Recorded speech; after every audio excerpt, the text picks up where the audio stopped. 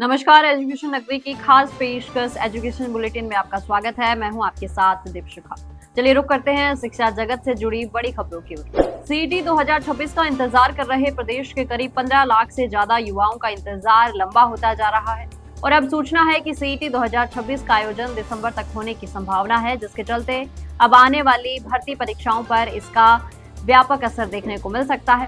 गौरतलब है कि 2024 में अंतिम बार सीईटी का आयोजन हुआ था, जिसके स्कोर कार्ड फरवरी 2026 में खत्म हो चुके हैं, जिसके बाद सरकार ने नई सीईटी के आयोजन के संकेत दिए थे।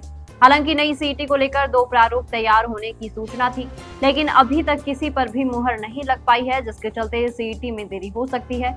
बोर्ड अध्यक्ष आलोक राज ने बताया कि सीईटी का आयोजन इसी साल होगा, चाहे वो दिसंबर तक ही हो।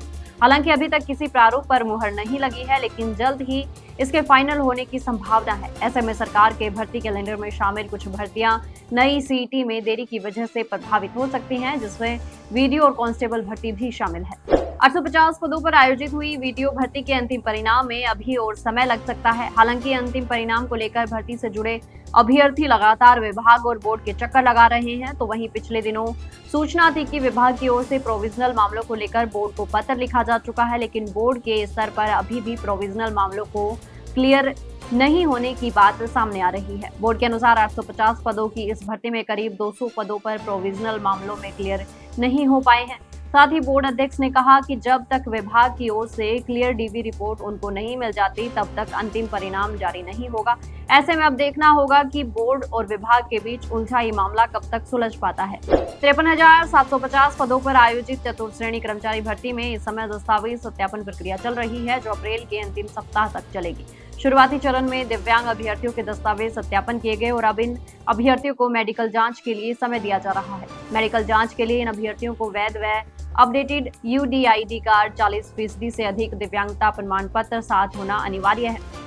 मेडिकल के समय सभी मूल दस्तावेज जैसे शैक्षणिक प्रमाण पत्र, जाति प्रमाण पत्र, मूल निवास और आधार कार्ड जरूर रखें।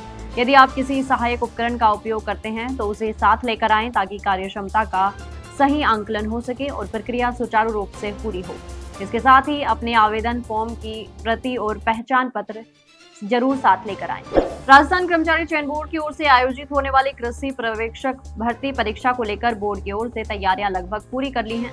18 अप्रैल को एक ही पारी में आयोजित होने वाली इस परीक्षा का आयोजन सुबह 11 बजे से 1 बजे तक किया जाएगा। 1100 पदों पर आयोजित होने वाली इस परीक्षा के लिए करीब 1,86,000 अभ्यर्थियों ने आवेदन किया है, यानी कि एक पद के लिए 169 अभ्यर्थियों में सीधा मुकाबला देखने को मिलेगा। प्रशासन ने संवेदनशील केंद्रों पर विशेष निगरानी की व्यवस्था की है और सभी केंद्रों पर सीसीटीवी कैमरे लगाए जा रहे हैं। परीक्षा के दौरान उड़न दस्ते भी सक्रिय रहेंगे। प्रश्न पत्र में 100 बहुविकल्पीय प्रश्न होंगे, प्रत्येक के 3 अंक मिलेंगे और गलत उत्तर पर 1/3 अंक कटेगा। कड़ी प्रतिस्पर्धा के चलते अभ्यर्थियों के बीच हाई वोल्टेज मुकाबला देखने की उम्मीद है। राजस्थान में टीचिंग एसोसिएट्स के 3540 पदों पर भर्ती की तैयारी पूरी हो चुकी है। राजस्थान कर्मचारी चयन बोर्ड जल्द ही इसी महीने इसका नोटिफिकेशन जारी करेगा। ये भर्ती संविदा आधार पर की जाएगी और चयन लिखित परीक्षा के माध्यम से होगा। चयनित अभ्यर्थियों को 28,850 रुपए प्रतिमाह मानदेय दिया जाएगा। भर्ती 32 विषयों के लिए आयोजित होगी और चयनित उम्मीदवारों को सरकारी कॉलेजों में पढ़ाने का अवसर मिलेगा। परीक्षा में संबंधित विषय के साथ सामान्य ज्ञान के प्रश्न भी शामिल होंगे। अभ्यर्थियों के लिए न्यूनतम 40% अंक लाना अनिवार्य रहेगा। बोर्ड के अनुसार परीक्षा सितंबर माह में आयोजित की जा सकती है। भर्ती प्रक्रिया शुरू होने से लंबे समय से इंतजार कर रहे अभ्यर्थियों को बड़ा अवसर मिलेगा और उच्च शिक्षा संस्थानों में शिक्षकों की कमी भी दूर हो सकेगी। तो ये थी शिक्षा जगत से जुड़ी बड़ी खबरें। कल फिर आपके साथ रूबरू होंगे, तब तक के लिए नमस्कार।